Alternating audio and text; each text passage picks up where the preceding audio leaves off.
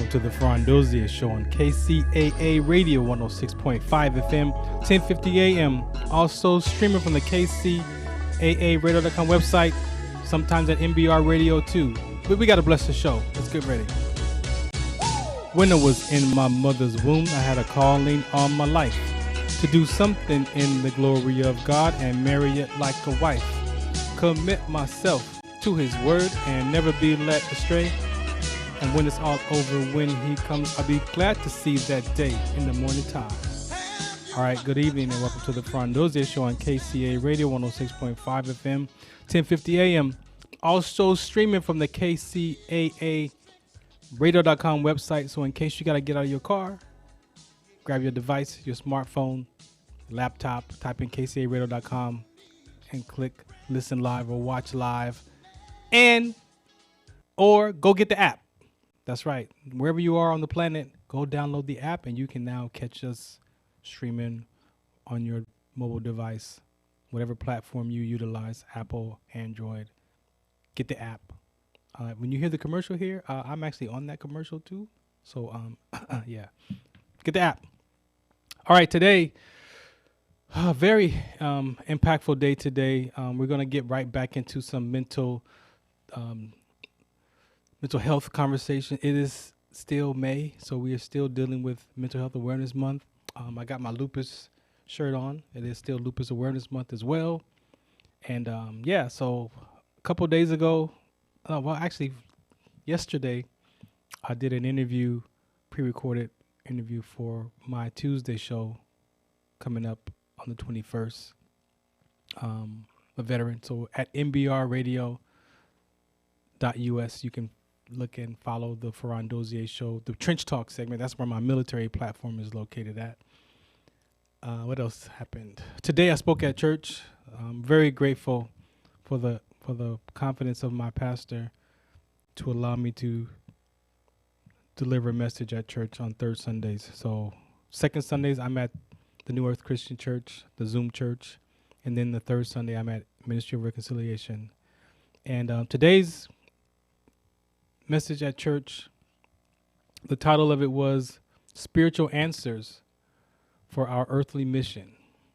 And the subtitle for that message was Slain to Receive Power. You know, Jesus Christ, he was slain, he was slaughtered.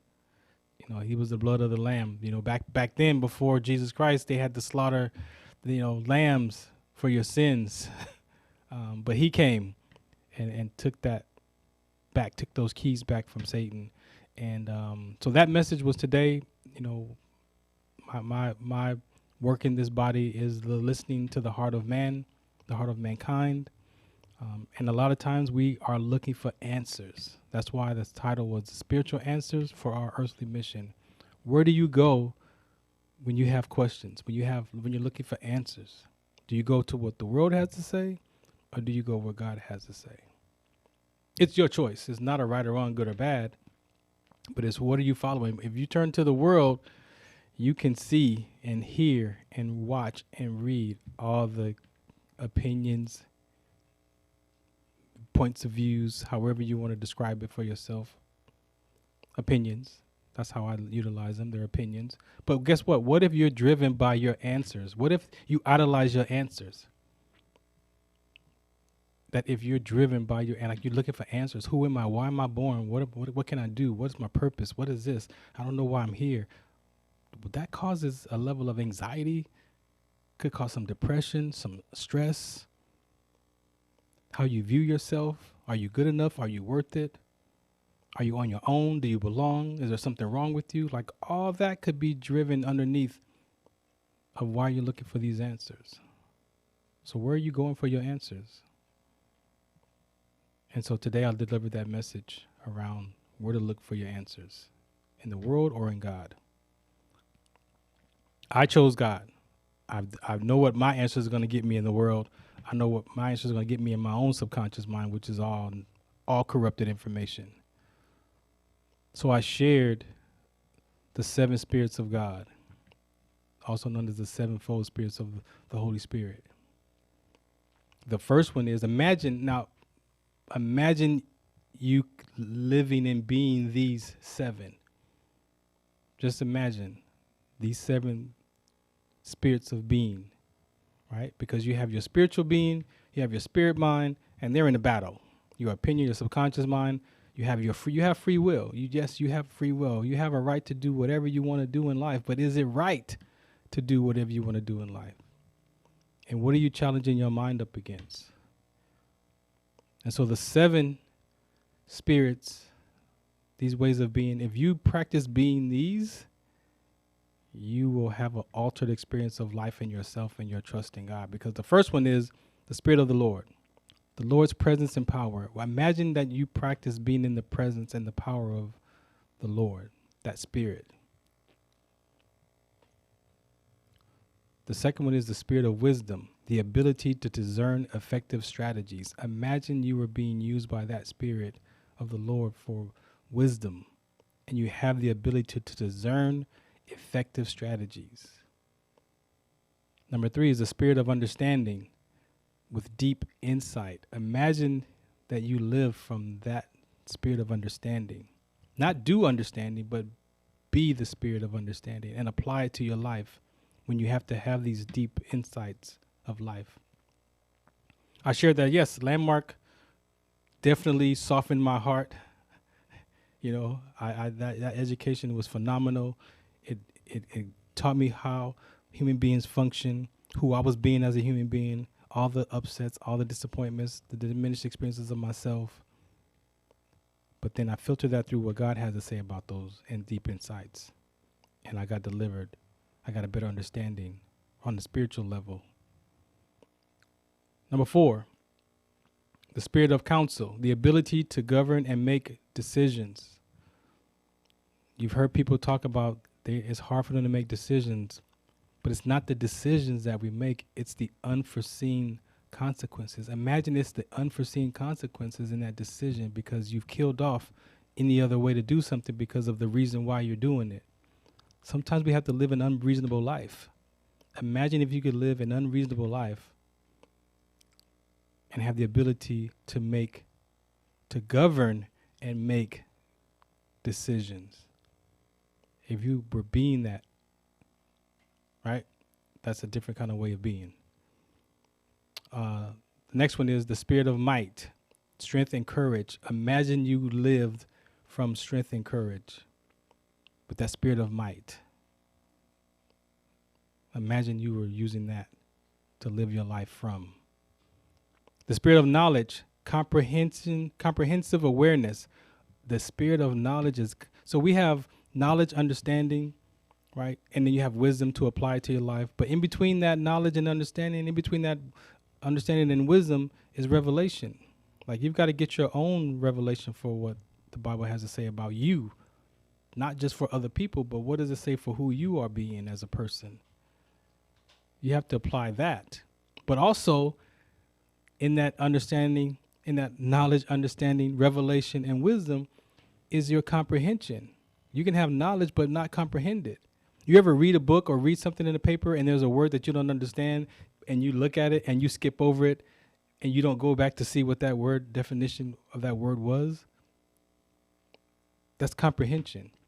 And what if that one word that you think you know the definition of, or you don't think you're smart enough, or you just whatever you tell yourself and you just skip over it, that could be the very word that you needed to understand that could alter that message in that reading. We communicate with people, but do we comprehend each other? It takes courage to tell somebody, you know what, I don't understand what you're talking about. And we don't do that because of many reasons. Because I don't want to look bad. I don't want to feel stupid. I don't want to, whatever your I'm nots are. You could be feeding that I'm not just by not having the courage to say, hey, you know what, can you repeat that? Because I don't quite understand. That's comprehension. But are you willing to tell the truth to yourself about your level of comprehension in life? And that could be just the missing piece on how powerful your language is and how you talk and describe life. And the last one is the spirit of fear of the Lord. And that's the reverence of God. When you have that spirit of fear you hear people talk about fear, they fear God, they fear the Lord. Well, when you have that level of fear, there's a conviction that comes with that. You change your behavior when you get to the presence and the reverence of God, that you have the ability to fear God. And ultimately, it's all about giving up your free will for God's will. Where are you going for your answers? And that was in Revelations 5 and 12, where he talks about those. And these are the conversations that we have. They're all connected to the mental health that we're going to talk about tonight. But it's the intrapersonal relationship. For me, I had to do my own work for myself first. And by doing that and being that work, I'm still alive. I'm still here. I'm here in front of you tonight. People are living and dealing with a lot of things. Sometimes you have no idea what that person is dealing with. Yet, we're still functioning. We're still showing up at work. We're still doing what we're doing. But what is your experience of yourself? What is your experience of life? Diminished self-loathing, hope, hopelessness. So what is that about your answers that you idolize, that you've got to have the answer? Sometimes there are things in life that there is no answer. Can you settle that in your heart that we didn't create none of this. We were born into this world, this life. I didn't create anything in here. But you have an opportunity to be used by these things that we're born into. And how you get used by them is up to you. You can get used by them with upset and frustration, or you be used by joy, peace, and patience, and love and kindness. But you have a say in that. You may not think you do, but you have a say-so in how you respond and react to life. And this is not a religious conversation. I'm not religious. But these are principles. And if you're worried about your eternal life, then there's a whole conversation with this spiritual conversation that can be had, right, about your eternal life. Because your behavior is all about the heart of man and the battle between your soul. So that was today's message. Yeah. Very, very important, very impactful. And I bumped that up against Maslow's hierarchy, right? Because in Maslow's chart, the basic physiological needs are air, water, food, shelter, sex, and clothing. Now, if you look in the world, there's a commercial, there's a conversation about every last one of those. And a lot of times we have opinions about those because those are our basic needs. If you are missing food in your basic need, how can you move up to safety? Because it could be connected to, for me, it was health. And as you go up that chart, those things are missing. So it just takes one. Remove air. There are people who are dealing with their lungs, their health issues. Remove water. I had an issue with water. I thought the gym was going to kill me because I collapsed in the military, and I made that story mean that I can't work out and I'm not drinking enough water. And if I go to the gym, I might die. But the gym was not going to kill me. But in my mind, the gym came at me like a knife. Every time I thought about going to the gym, it was like a horror story. We had a knife pointed at me. Food. You know, we know that the food quality is just whatever it is today. And your opinion about that food quality can keep you stuck and not eating. Because now you got to figure out what you want to eat. That's me. What am I going to eat? Everything is so toxins and just man-made foods now. So if you let that stuff bother you like I do, then it's like if you don't eat, you're going to die. So you're going to eat the food that's processed and man-made that you're going to die, or you don't eat from fear and you're going to die because you're not eating. Shelter, sex, clothing. Those are all things that we deal with that are our basic needs. And if you have an opinion or you're worried about those basic needs, but God says, no, seek him first, the kingdom. And all that other stuff, those basic needs will be added unto you. So what God has to say about those physiological needs and what the world says is they're both important. But where are you living from? Are you living from seeking God to see what your answers are through him? Or are you seeking the world? All right, so let's bring up Alan. No, let's play the public service announcement first. This is Call Me Go, and we are going to have a conversation with Alan, who's up next with me. He's on the line talking about some mental health conversations. Tonight we're going to be diving into relationships, but I just wanted to kind of share, where I'm at with my conversations around this subject of mental health. This is the Farron Dozier Show on KCA Radio, 106.5 FM, 1050 AM. Shout out, what's the count? Some of us still carry the burden of battle. It threatens to drown us in our everyday lives. In battle, we had our weapons and combat gear to keep us safe, to keep us confident. But when we returned home, we were not armed with weapons and gear to cope with our own minds. I was lucky to find my combat gear, my mental weapon, and it's called Calm & Go. Calm & Go is a drug-free device that allows you to achieve calm in less than 3 minutes. In moments of anxiety, stress, anger, panic, or insomnia, not with medication, but rather by activating the parasympathetic nervous system through breathing regulation and multisensory stimulation.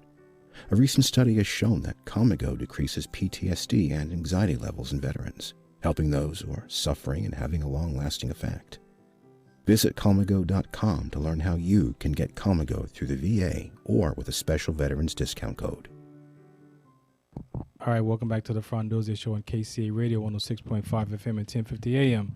Make sure you follow me at Farron Dozier, Facebook, Twitter, Instagram, farrond.com for more about the community outreach I'm up to.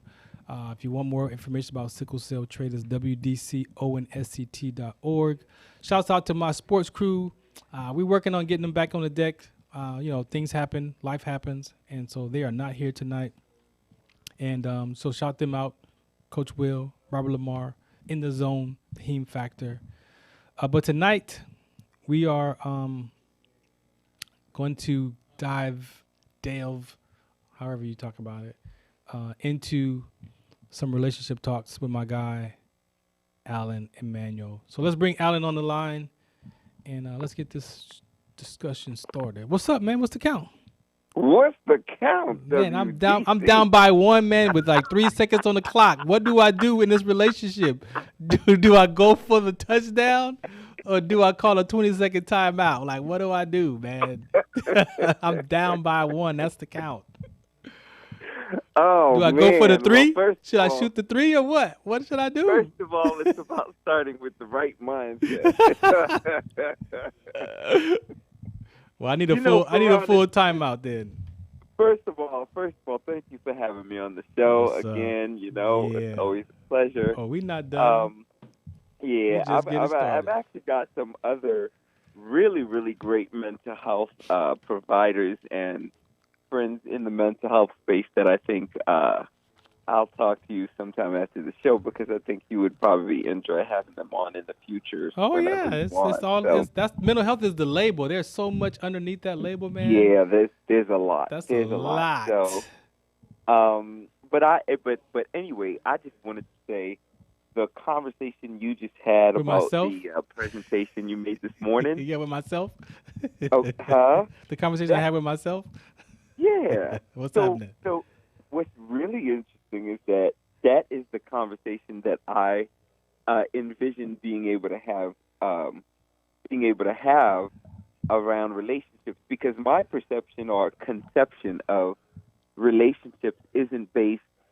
For those who don't know, my name is Alan Emanuel. I am the happiness coach. I also am a licensed professional counselor in the state of Georgia. And but the work that I do around happiness with relationships is centered around 3 different areas of relationships. Okay. So there's the relationship to yourself. There's a relationship to others, which looks like for a lot of people the intimate areas, but the relationship to others, right? And to me, I also include how you connect to community, because I think that for a lot of us, we think that relationships only mean when you get into an intimate relationship with someone. No, yeah. When you start discussing friendships and how other people, that's the second level of that. And then, of course, there's the final relationship, which has to do with your relationship to God. So there are 3 areas of relationship, and bringing happiness into those 3 areas is what brings the level of balance that I think a lot of people can easily identify with, and sometimes feel like they're missing in their lives. So when someone says, I'm unhappy, the truth is that it's one of those 3 areas that is probably out of balance. You see what I'm saying? So when you were talking about, where do you go when you need answers to who you decide you want to be in life? That's that relationship to self. Yeah. You see what I'm saying? And the way that you conceptualize that relationship to self determines the way that you show up in the world. So a lot of times we have these conversations. We fail to have conversations about, like, what's happening in between my 2 ears, so to speak, right? Yeah, that's. But that's the real conversation. Yes, yes. Like, there's that self-talk that we oftentimes don't even stop long enough to actually realize, oh, I'm having a conversation. It's just that I'm not aware that conversation is happening, because when somebody comes at me, I'm thrown out like it's like I don't have any control over what I just, that person that you talk to, and they while they're talking to you, you're talking to them, and then they're just getting ready to just spit out whatever was in their brain. Yes. Right? Yes. It's almost like, because it's happening all day so subconsciously that you don't realize you actually have a relationship to yourself. Exactly. You see what I'm saying? So that's the first level. You got to deal with that. And if you don't begin to really do the self-awareness work, and tonight you'll hear me say this a lot because I do think it is the first step. Yes, I agree. If you don't start with the self-awareness level, all your other relationships are going to look weird. Yes. And wrong. Yes. And uncomfortable and unfinished, and people are going to see you in certain ways, because what happens is that first relationship to self is based on everything that you have taken in from the world, whether it be from what people have said about you, the way that your experiences in the past have been, your childhood.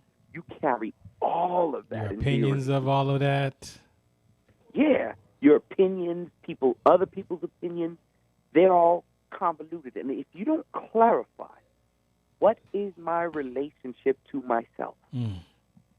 You end up as one of those people that appears to have one way they act here, another way they're here, another way they're over there, because there's just no alignment to self. The 5 o'clock Farron comes out. Yeah. And that is literally what we have when we talk about that relationship to self. That's what that means for us. Yeah. And so I don't even listen. When I start working with couples and they come in with their issues about the other person, I listen. But I know that if I don't get them to become self-aware, no matter what you do within that particular relationship, it's going to be very short-lived. Yes. You understand? Yeah. Because if I'm in a relationship with somebody, and I hope that people are ready to take notes tonight, because I came prepared. but listen, if you are in a relationship with someone else other than yourself, right? Your human self. And I'm saying your human self because once we get to the conversation about God, that's going to get real deep. Yeah. But if you are in a relationship with someone other than your human self, right? And you are unable to tell how you decide you show up with that other person or being, you are going to be inauthentic. Mm. And the most difficult thing to solve in a relationship is a person who comes inauthentic and not self-aware. Mm. Because what happens is your lack of authenticity to yourself, your lack of alignment and clarity is going to show up as a problem that you're going to say is the other person's issue. Yes. It's easy. It's easy to point that finger. Because it just, and the truth is, it's easy as one part of it, Farron, but it's also almost impossible, because you have to understand one thing. We all carry blind spots. Yeah. And what happens when you drive in a car and somebody has a blind spot on the other side and you can't tell that they're coming? You have constant possibilities of crash. Yep. Right? Because what happens is you can't tell when somebody's going 90 miles an hour next to you. You see what I'm saying? Nope. And unless you are self-aware, and that is why it's so important to actually have a relationship to yourself. Your relationship to yourself, right, is like that side mirror we use. Mm-hmm. You know, and I'm not just talking about just the side mirror. You know the little mirror that goes on top of the side mirror? You know what I'm talking about? I live in that one. Yes. That's the blind spot mirror. Yes, that yes. is the blind spot. I have those on my vehicle. Let me tell you something. If you are not aware of the blind spot mirror and how it must be used, yep, when becoming clear about your path in life, you're always going to find yourself struggling. And this is why when you were talking about that, you were saying, you know, how you presented this morning, mm-hmm. I think it's a very powerful conversation. Yeah. And that is the conversation I have with people. And when they come in and they're doing that happiness work, my first step is let's have a conversation about where you are with yourself. Mm-hmm. Where are the areas that you struggle with? And everybody shows up differently because we have different experiences, we have different opinions, we have different ways of visualizing our lives for the future, right? Mm-hmm. We have different ways of aligning ourselves up to our own principles and character, which is a piece of the work that I do. So, like, you literally need to clarify those things. I got some questions for you, though. I got a question. Let's go. So what happens if you have a person that comes to you and they're, you know, playing the blame game? It's all them. They don't do this and they don't. And then you tell them, okay, well, let's talk about your part in that. What if the person's not willing? To me, you have to be willing to look at yourself. And sometimes it takes a level of whatever that is, confidence, courage, boldness, to say, you know what, you know what, let me look and see what my part in that. Because for me, before I was able to even do that, my mind was like, nah, I'm not looking in there. Like I'm not like so I had to literally give myself permission to self-examine myself, like literally in the conversation to myself. Like, let me see what's going on in there. Nope. Nah, we don't want to talk. We don't want to touch. So the willingness, how do you manage that when the person not even willing to look at themselves first?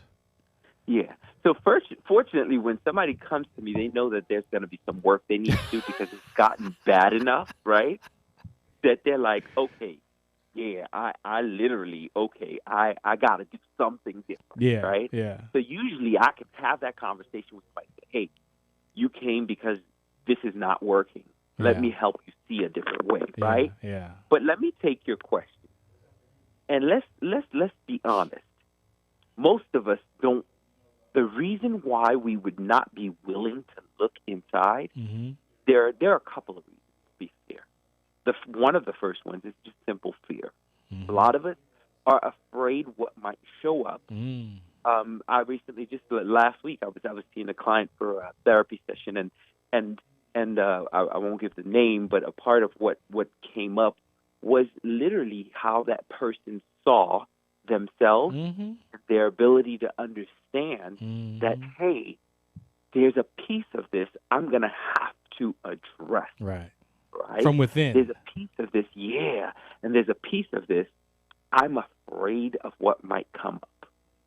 That's normal. Mm-hmm. Because if you leave anything for long enough and you never address it, what ends up popping up is usually what we're not prepared for, right? Yeah. But what you'll find is there's actually a freedom that you develop after you're willing to do that work of what's inside. Exactly. So it's usually the willingness is either they're afraid or they know what's there, right? Exactly. They know what's right there, and they don't want it to come up. And they actually want to manipulate something else. Yeah. And so at that point, there's something in therapy. We generally are taught to how to confront individuals, right? Yeah. Because a part of the work is you have to be willing to that's like step one, man. That's like you have to be willing to face what's there, because what happens is a person might say, and again, I hope people are taking notes because this could really free you if you understand it. A person might say, "Well, I don't want to deal with all of the reasons why I don't like myself. Yeah. Maybe I have self-esteem issues, right? Self-worth. Maybe I'm afraid of the fact that for my whole life, self-worth, like I just saw myself in a certain way, right? Mm-hmm. So people come in with that kind of baggage, right? One of the things that really could begin to shift that for a person is when they're able to see that, and we do some of this in Landmark, which is actually a wonderful thing, is, wait a minute, everybody has that, right? Right. So there isn't a thing that I experience. I love the way Maya Angelou brought this out, right? Dr. Maya Angelou, the late Dr. Maya Angelou. I can't believe I'm saying that, but yeah, she was amazing to me. But she said, from a philosopher, she quoted, was referring to the idea that there's nothing human, right, that could be foreign to me because I am human. Right. So this is a part of helping people develop a willingness to peek into Pandora's box, to see, wait a minute. But a part of what we struggle with is the second relationship, which is our relationship to God. Mm. Because what happens is, if you believe that God is a tyrant up there who's ready to bring you down for every mistake you've made, right, and he's getting ready to judge you for every part of every word you've misspoken, every time you've walked the wrong way, your response to God is going to determine your willingness to be upright, truthful about what's there. Because there is a fear factor, and you brought it up at the beginning, and this is why I said to you, when I said, I think you misunderstood what I was saying. Like, there's a fear factor of God, right? Yes. But a lot of people use that fear the wrong way. Yes. And fear can either mean that you're afraid, right? Yeah. Or it can mean that you respect and honor and reverence. Exactly. Right? So two different experiences. Yeah. A part of what people experience when they start to talk about their relationship to God is that they don't have a clear sense of God's everlasting, loving approach to them, right? That approach of I'm with you, and what you show up as is okay. Does God say you're enough? Does the version of God that you believe in? And here, let me be clear. This is not a religious conversation about whether or not your church says this or that, even though that is absolutely a part of the conversation, right? But I'm talking about, do you have a conception of God? Do you have a perspective on God? Is your paradigm of God big enough, right, to see you as enough as a human being? Right. One of the biggest principles I've ever learned about what it means to be complete as a spiritual being is understanding that if you have an apple tree, right, at its youngest conception, it's just a leaf popping out of the dirt, right? that leaf coming out of the dirt is already an apple tree because it holds all of the potential. It holds all of the relevant chemistry, right, for it to be an apple tree. So when it starts to sprout and shows up with as a sprout, we still know, oh, that's an apple tree. The difference is it's not fully grown, but it's an apple tree. Then you take that same tree 50 years later and you see the full tree with the apple fruits. This is still an apple tree, right? The difference is that now it has come to fruition with fruits in it, and you now can identify it by its fruit, right? However, a lot of people do not see themselves as whole when they're in their infancy. Oh, yeah, for sure. Yeah. They see themselves as, I'm just not that thing. It is not until you fully understand your full spiritual self in terms of how you see God that you can begin to walk in freedom to express yourself in your full spiritual self. Yeah. Okay. And to me, the best way to, before you, because I was having to talk with my mom, on my way here about some of this stuff, about the mind, will, and emotions, and the soul, and the spirit mind, and the spiritual being. Yeah. And a lot of times, depending on when you find God in your life, you have had all these different episodes of disappointment, upsets, frustrations, angers, diminished experience of yourself. And it's like, you want me to talk to God? Like, I got problems. I got problems over here, man. I ain't got time to talk to God. But we don't understand that when you do that or be that, that's where the freedom is. And I believe the stuff that, because there's a relationship, right? Yeah. That once you don't understand how that relationship happens, once it's severed, it makes you feel like you are no longer connected to your spiritual self. But that's why my comment was, that's why therapy and personal development courses and child development courses are so important, because those can soften your heart as you're growing up. Yep.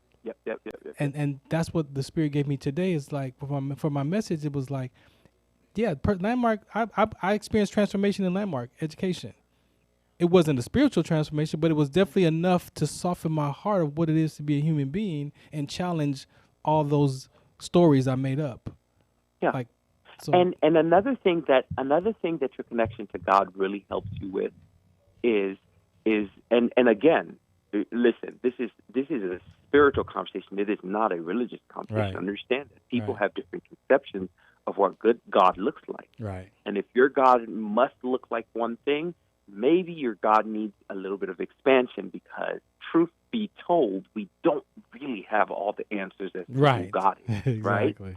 But that's another conversation. I respect people may differ. That's my opinion on that. Yeah. However, this is a bigger conversation than that. This is a conversation about the conception of God and your ability to recognize how it produces a physical reality for you. Right. In other words, you were talking about love, joy, peace, patience, kindness, goodness, faith. Yeah.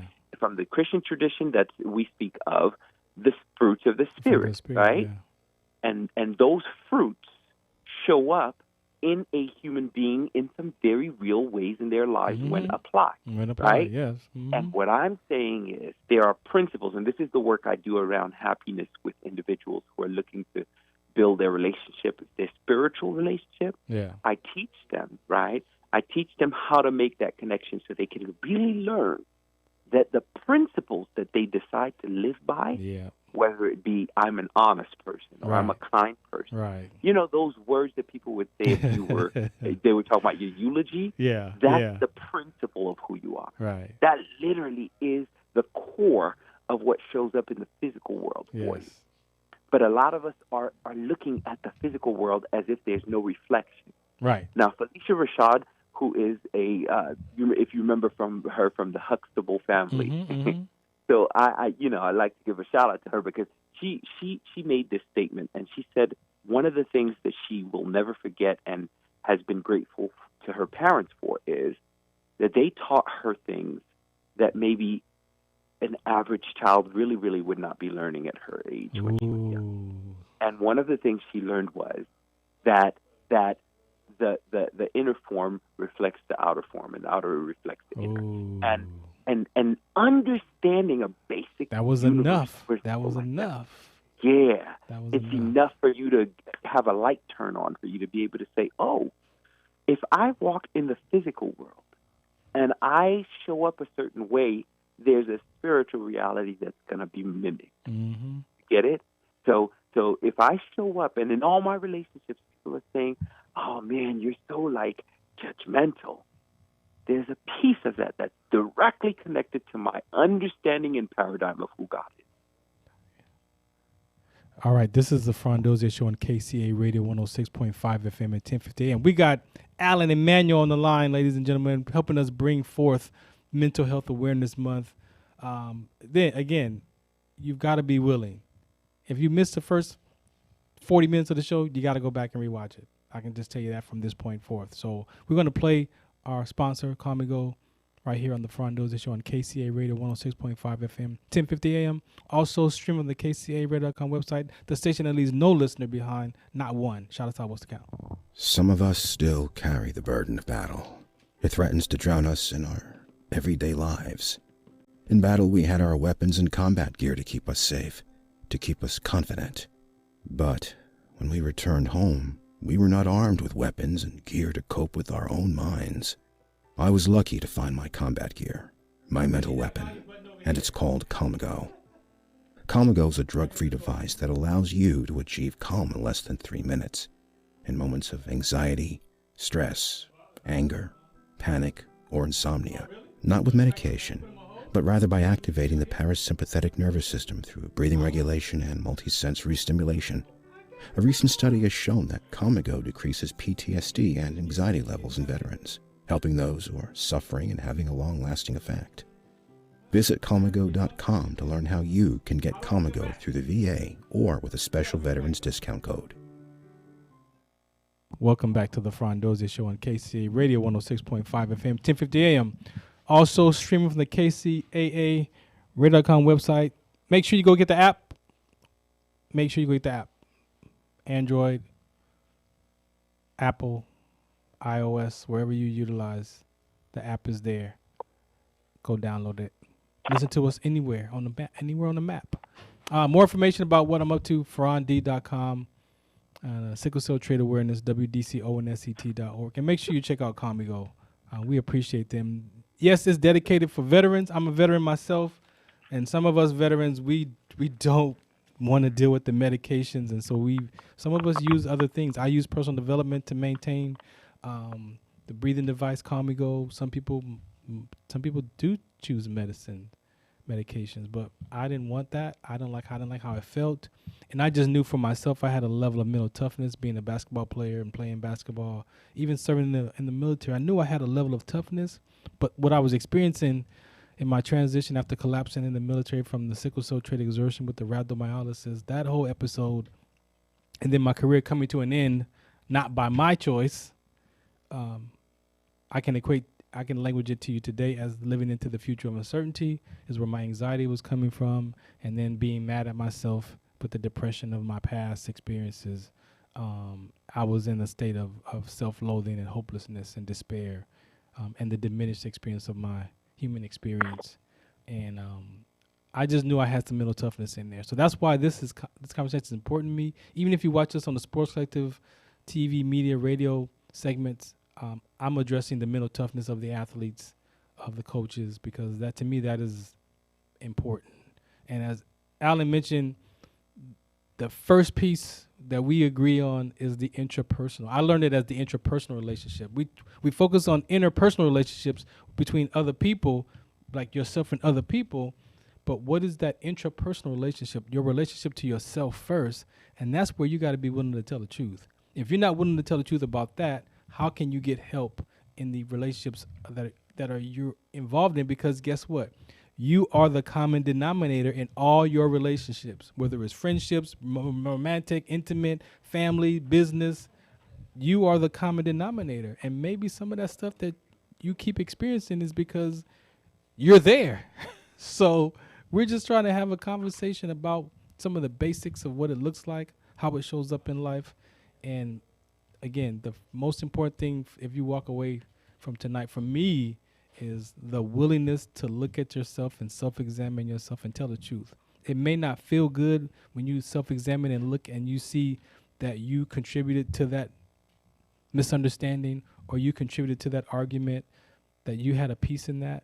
It's okay. It's not going to feel bad, but what principles are you using to gauge those conversations outside of your own mind and your own perspective and perception and interpretation that's outside of you, like these conversations that you can gauge that up against and find some help?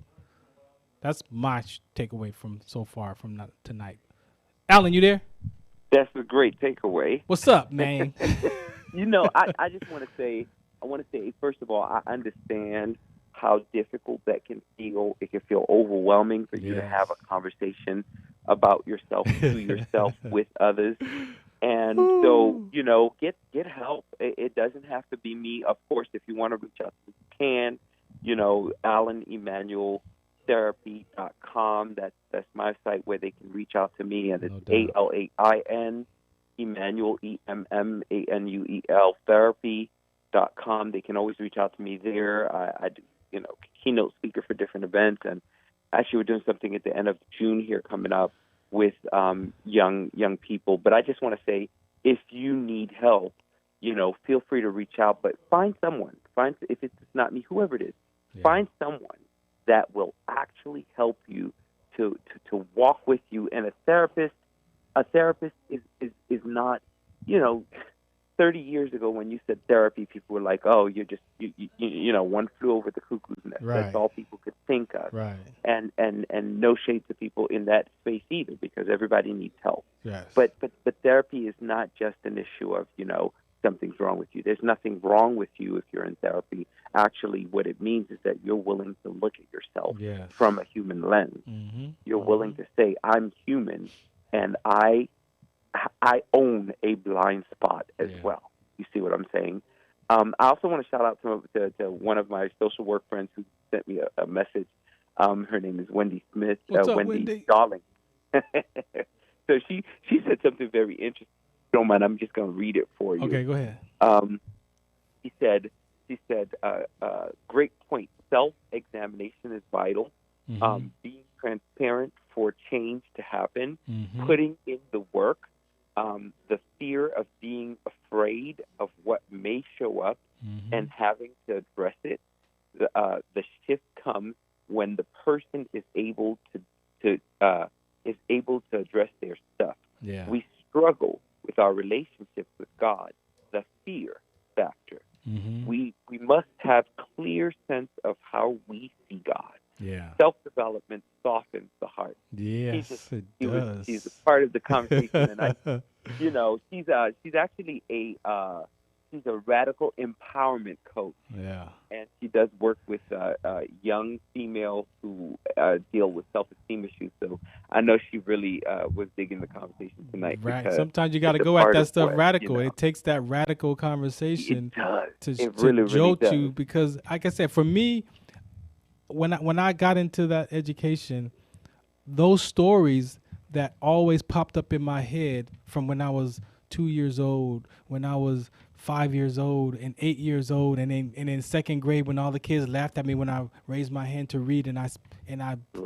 they teased me, and the decision that I made at 14 years old about not being vulnerable, like those stories were in my head, and they would just show up every now and then. Like, why do I remember that story? Like, why is that such a memory in my mind? Well, because it was connected to some core decisions that I made about myself. And can I tell you that this is what we call the unresolved issue? Definitely unresolved. Because it was. What happens is those issues, Farron, are the issues that oftentimes they sit in our subconscious as reality. Yes.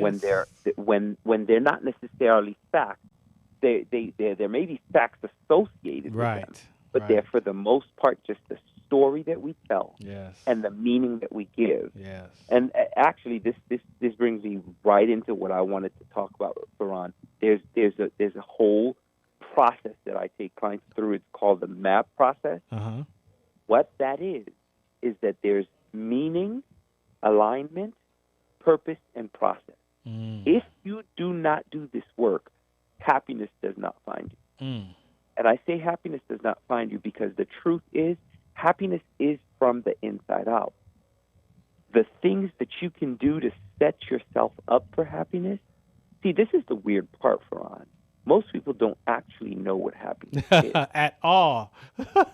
You understand? So they're under the impression that it has something to do with something they can do Outside or something force. they can say. Yes. Right? Yes. The truth is, even if you come to have the feeling of happiness and joy, that doesn't mean that is what happiness is. The truth of happiness is deeper than even the feeling of it, because the dictionary will tell you that happiness is an emotion, right? But underneath that emotion is the reality of what happiness is. Yeah. And most of us don't even have a real definition for what that thing is. Maybe next week. Maybe next week we got about 3 minutes, 2 minutes, 3 minutes left. So maybe next week we can address. I told you 55 minutes wasn't enough. Nah. So maybe next week we could start touching on. We can wrap up happiness, right? Because what you're pointing to, for me, again, I had to learn that happiness I thought was outside of me. Oh wait, if I go to the beach, that'll make me happy. If I could go over here and make me happy, but guess what? I get to the beach. But when I get to the beach, guess who's still there? Farron, and Farron's not happy. Happiness dissolves in one, in one phone call or text message, or somebody says something. So let's wrap up your conversation now, and then we'll continue on. So to leave, I just want to say again, ALAIN. That's my first name, Alan. And if you want to reach out, you can reach at AlanEmmanuelTherapy.com. That's ALAIN, Emmanuel, EMMANUEL, therapy.com. That's my private practice.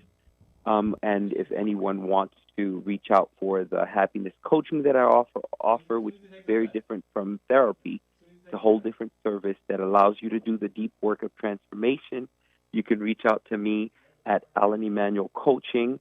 That's ALAIN, Emmanuel, EMMANUEL, Coaching, COACHING, at gmail.com. They can reach out there. And thanks, Alan, for hanging out with me tonight, man. I appreciate you. We'll be back next Sunday to wrap up this Mental Health Awareness Month.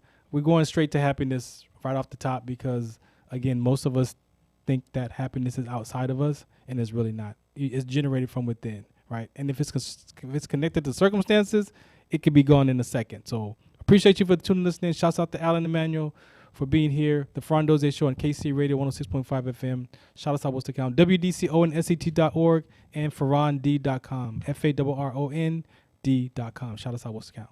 Some of us still carry the burden of battle. It threatens to drown us in our everyday lives. In battle, we had our weapons and combat gear to keep us safe, to keep us confident. But when we returned home, we were not armed with weapons and gear to cope with our own minds. I was lucky to find my combat gear, my mental weapon, and it's called Calmago. Calmago is a drug-free device that allows you to achieve calm in less than 3 minutes in moments of anxiety, stress, anger, panic, or insomnia, not with medication, but rather by activating the parasympathetic nervous system through breathing regulation and multisensory stimulation. A recent study has shown that Calmago decreases PTSD and anxiety levels in veterans, helping those who are suffering and having a long-lasting effect. Visit Calmago.com to learn how you can get Calmago through the VA or with a special veterans discount code. Some of us still carry the burden of battle. It threatens to drown us in our everyday lives. In battle, we had our weapons and combat gear to keep us safe, to keep us confident. But when we returned home, we were not armed with weapons and gear to cope with our own minds. I was lucky to find my combat gear, my mental weapon, and it's called Calmago. Calmago is a drug-free device that allows you to achieve calm in less than 3 minutes in moments of anxiety, stress, anger, panic, or insomnia, not with medication, but rather by activating the parasympathetic nervous system through breathing regulation and multisensory stimulation. A recent study has shown that Comigo decreases PTSD and anxiety levels in veterans, helping those who are suffering and having a long-lasting effect. Visit Comigo.com to learn how you can get Comigo through the VA or with a special veterans discount code.